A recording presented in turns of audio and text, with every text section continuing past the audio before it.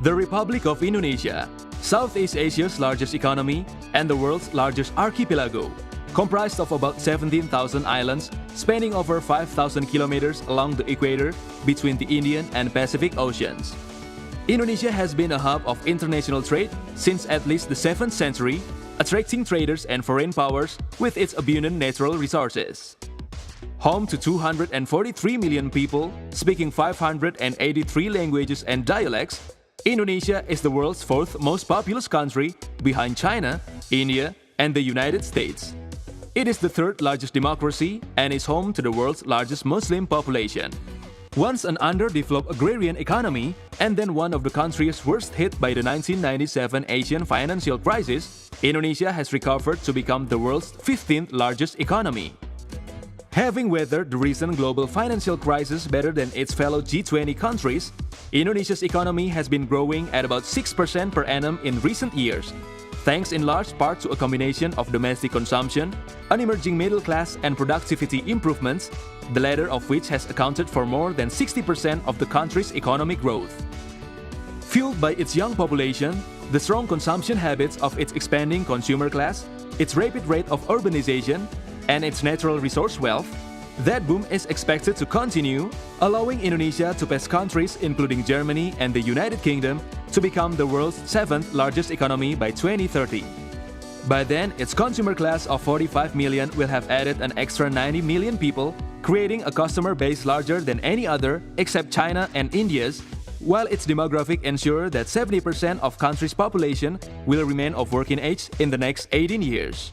By 2050, Indonesia is tipped to be the world's fourth largest economy, behind only India, China, and the US, with a GDP of $14 trillion by purchasing power parity. Its rate of growth throughout that period will be the 8th highest in the world, making Indonesia one of the planet's key growth generators. Today, the Indonesian economy boasts 55 million skilled workers, with the 53% of the population based in cities accounting for 74% of the country's GDP.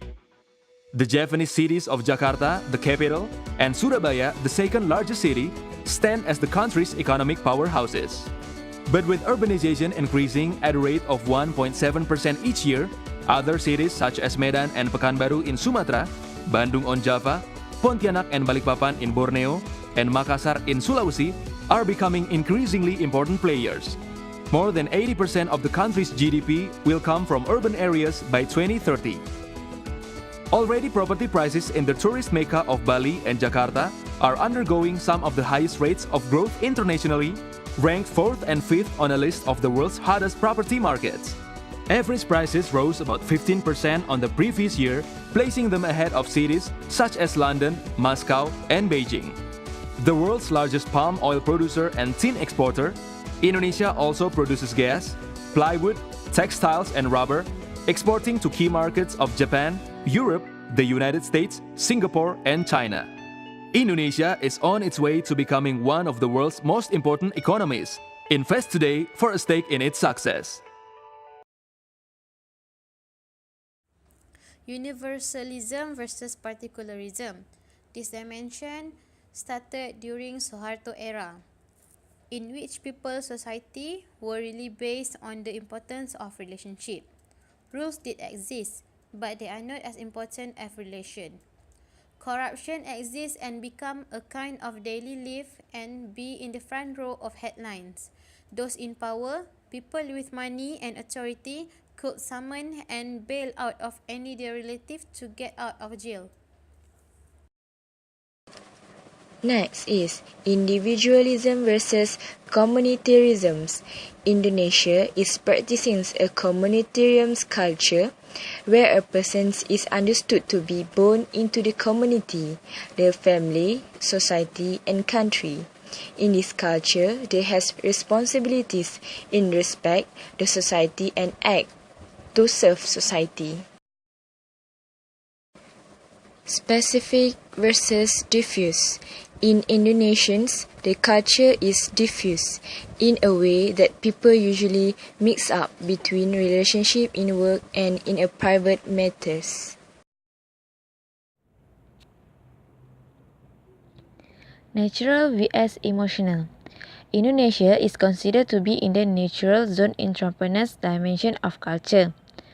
Holding hand between women and men who are not related by marriage are considered unacceptable.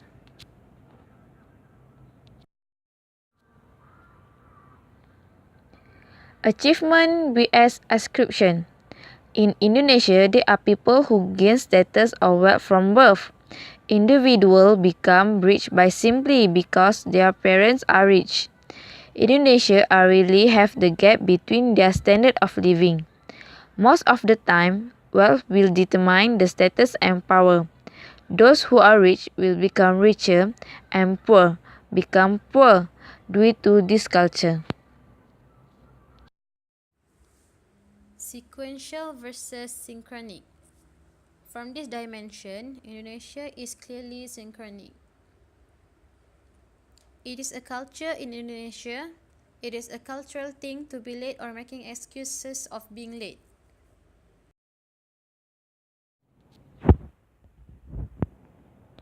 Internal vs external direction.